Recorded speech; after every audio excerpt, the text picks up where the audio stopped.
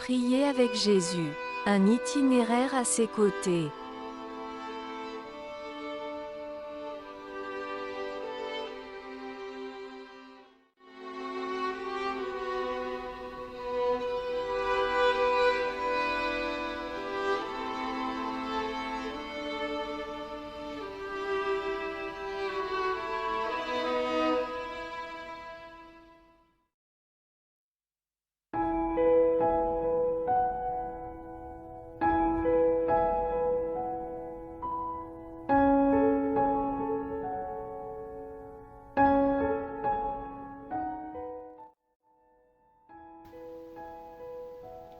Chers amis, bonjour.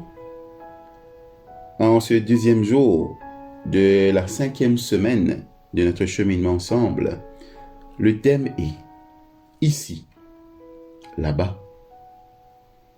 En Matthieu chapitre 26, le verset 36, nous lisons: Asseyez-vous ici, pendant que je vais prier là-bas. Ici et là-bas. Quelle est la distance qui sépare ces deux points? Un battement de cœur? Un gouffre? Tout dépend de l'endroit où l'on se tient, où l'on prie. D'après Matthieu, en entrant dans le jardin avec ses disciples, Jésus prononce cette parole qui souligne la séparation initiale entre le maître et ses élèves, entre celui qui prie et ceux qui observent. Asseyez-vous ici, pendant que je vais prier là-bas.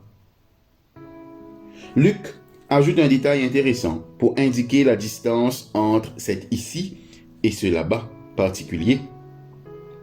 La distance d'un jet de pierre environ. On trouve des expressions semblables dans d'autres écrits anciens. Thucydide nous dit un lancement de javelot, ou l'auteur du livre de la Genèse nous parle d'une portée d'arc. Genèse chapitre 21 au verset 15. D'un point de vue militaire, cette distance procure un sentiment de sécurité puisqu'elle met l'individu hors de portée de l'arme. Jésus se met ainsi à une distance respectable de ses disciples, mais le récit ne précise pas si c'était pour la sécurité de ses disciples ou pour sauvegarder son intimité avec Dieu. Matthieu, Marc et Luc sont cependant d'accord pour reconnaître d'une certaine distance entre Jésus et ses disciples. Asseyez-vous ici pendant que je vais là-bas. Pensons aux effets de la distance dans les relations personnelles. La relation entre un mari et sa femme s'étiole. Un fossé se creuse de plus en plus au niveau des sentiments et de la présence ressentie. Tu n'es jamais là pour moi. Dans ce cas, la distance entre ici et là-bas n'est pas forcément du domaine géographique. Deux personnes peuvent se faire face journellement à table sans qu'elles soient là l'une pour l'autre. Être là, c'est prêter attention à la présence, aux besoins et aux espoirs de l'autre. Celui qui est là pour moi prend le temps d'être tel qu'il est devant moi, même avec sa vulnérabilité, et il court le risque d'exposer sa vie devant la mienne. Ce qui est vrai des relations humaines le fut dans le jardin de Gethsémane. Si les mots ici et là-bas fixent d'abord le décor des instructions de Jésus, ils deviennent vite de mauvais augure pour la crise qui va éclater. Les disciples qui ne sont pas là-bas avec Jésus en prière ne seront pas non plus là-bas au moment du procès, du jugement et de l'exécution. Les disciplines de la formation spirituelle invitent à être présent, à être ici pour l'Esprit de Dieu, mais aussi ici les uns pour les autres. Dans le langage moderne, l'expression ici et là suggère une dispersion de choses ou d'êtres disséminés dans le paysage, mais n'ayant aucun lien entre eux.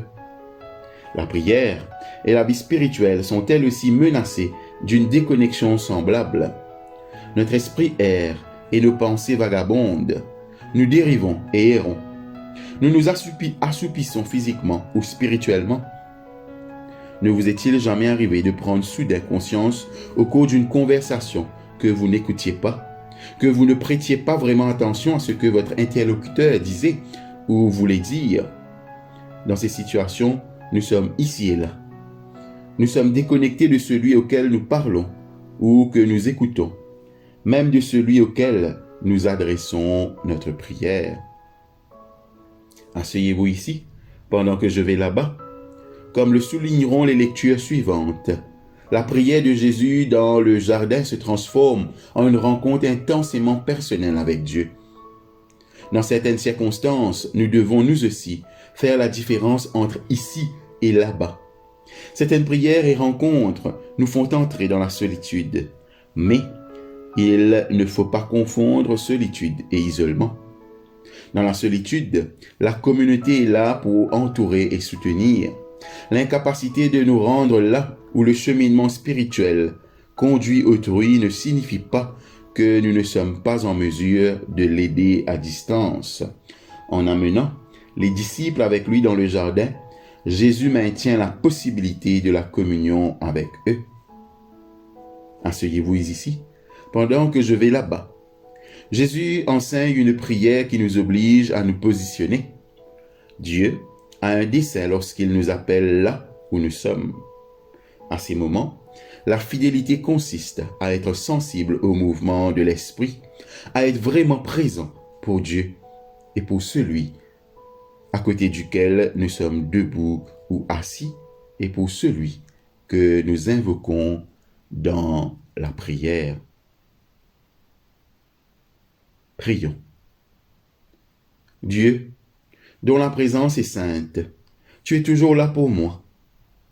Grâce à ton esprit qui me conduit, je veux être présent de corps, de cœur et d'esprit auprès de ceux qui ont besoin de moi et de toi.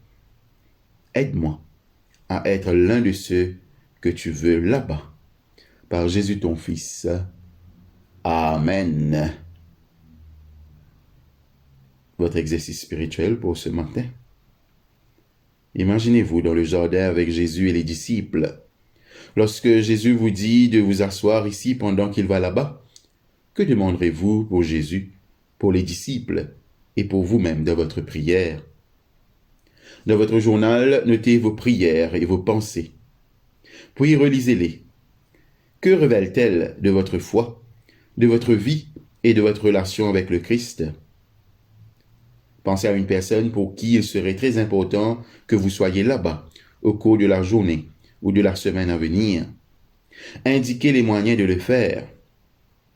En quoi ces moyens découlent-ils non seulement de votre relation avec la personne en question, mais également de votre relation avec Dieu?